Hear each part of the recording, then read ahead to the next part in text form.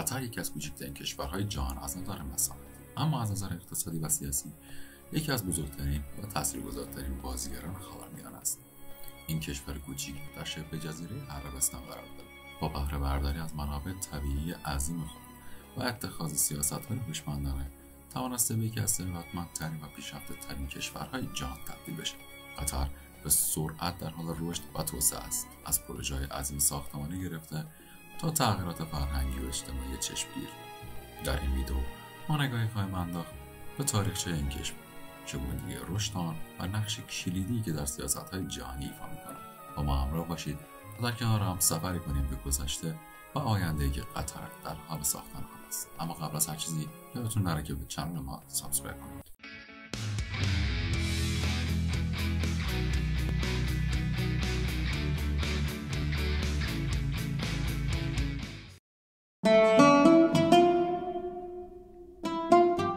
قطر در دوران پیش از اسلام سرزمین تجاری بود که در مسیر کاروان قبایل مختلف در این منطقه زندگی می‌کرد و نقش مهمی در تجارت مروارید و سایر منابع طبیعی ایفا می‌کرد.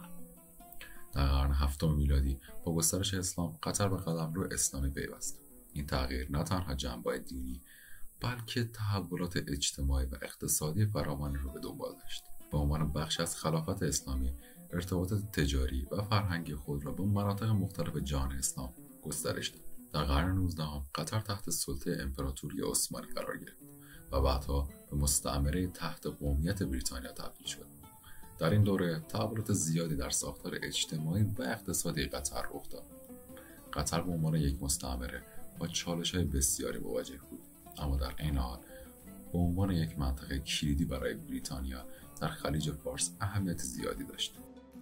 در سال 1971 قطر از بریتانیا استقلال خود را اعلام کرد و به یک دولت مستقل تبدیل شد. شیخ احمد بن علی الثانی نخستین حاکم مستقل قطر پس از استقلال شروع به ایجاد زیرساخت‌های اصلی و تحولات اقتصادی کرد. او در زمینه ایجاد روابط دیپلماتیک و تجاری با کشورهای مختلف جهان نیز گام‌های موثری برداشت.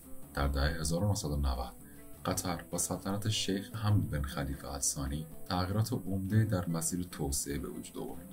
شیخ حمد با توجه به منابع عظیم نفت و گاز کشور اقتصاد قطر را به سرعت رشد داد و قطر را به یکی از ثروتمندترین کشورهای جهان تبدیل کرد.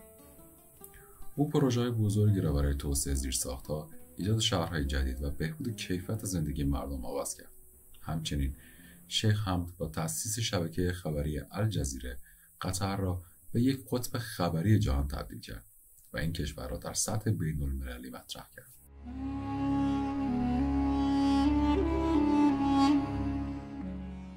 قطر یکی از ثروتمندترین کشورها از نظر درآمد سرانه است و ذخایر طبیعی آن به ویژه نفت و گاز اساس این ثروت را تشکیل می‌دهند.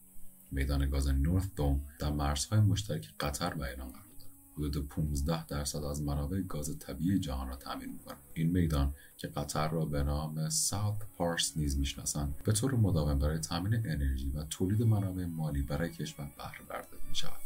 در کنار این منابع طبیعی، قطر یک صندوق سرمایه‌گذاری عظیم به نام صندوق ثروت قطر دارا است که دارایی‌های مختلفی در سراسر جهان دارد. این صندوق با سرمایه‌گذاری هوشمندانه در بازارهای جهانی، شرکت‌های فناوری، املاک و مستقلات و صنایع مختلف به یکی از بزرگترین صندوق‌های سرمایه‌گذاری در جهان تبدیل شد. در حالی که منابع نفت و گاز همچنان پایه‌گذار اصلی اقتصاد قطر هستند، این کشور به سرعت در حال توسعه بخش‌های دیگر اقتصاد خود است و وابستگی‌اش را به منابع طبیعی کاهش داد. قطر به طور قابل توجه در چندین صنعت و بخش مختلف سرمایه‌گذاری کرده است که به تنوع اقتصادی آن کمک می‌کند.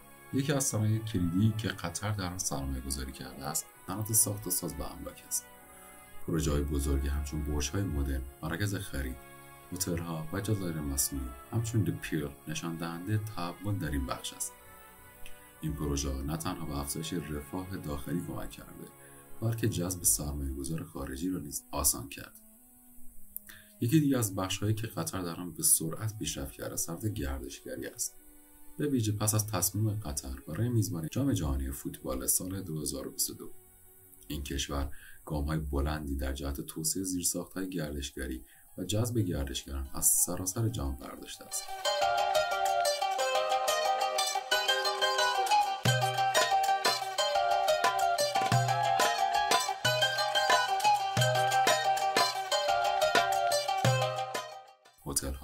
اماکن تفریحی و امکانات ورزشی از جمله استادیوم‌های جام جهانی نشان دهنده تلاش قطر برای تبدیل شدن به یکی از مقاصد برجسته گردشگری در منطقه است. قطر همچنین برنامه‌هایی برای توسعه پایدار و رشد دراز مدت در چندین بخش کلیدی از جمله انرژی‌های تجدیدپذیر و محیط زیست دارد. با توجه به تغییرات جهانی در انرژی، این کشور به دنبال کاهش وابستگی به سوخت‌های فسیلی و افزایش سرمایه‌گذاری در انرژی‌های پاک همچون انرژی خورشیدی است. قطر برنامه‌ای برای ساخت نیروگاه خورشیدی و سایر پروژه‌های سبز در دست دارد که نشان دهنده تعهد این کشور به توسعه پایدار است.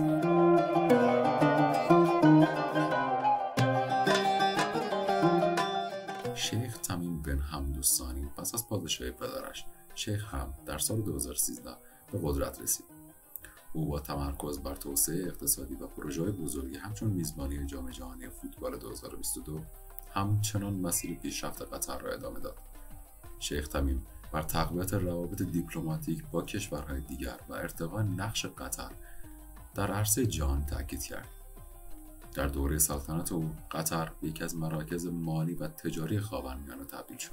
یکی از دلایل پیشرفت قطر در عرصه جهانی سیاست‌های دیپلماتیک هوشمندانه‌ای است که توسط دولتمردان این کشور اتخاذ شده. قطر در تلاش بوده تا در بحران‌های منطقه‌ای و جهانی نقش میانجی را ایفا کند. شیخ حمد بن خلیفه الثانی و شیخ تمیم بن حمد با استفاده از موقعیت استراتژیکی کشورشان و حمایت از مذاکرات صلح برای حل بحران‌های منطقه‌ای همچون بحران سوریه، بحران یمن و دیگر مسائل بین‌المللی تلاش کردند. قطر با هدایت دولتمردانی همچون شیخ احمد بن علی الثانی، شیخ حمد بن خلیفه الثانی و شیخ تمیم بن حمد الثانی توانسته به یکی از موفق‌ترین و تاثیرگذارترین کشورهای خاورمیانه تبدیل بشه. از توسعه اقتصادی گرفته تا پیشرفت‌های دیپلماتیک و فرهنگی، قطر در حال نوشتن فصل جدیدی از تاریخ خود است. اگر دوست دارید بیشتر از این تحولات آگاه بشید، حتما به کانال ما سابسکرایب کنید.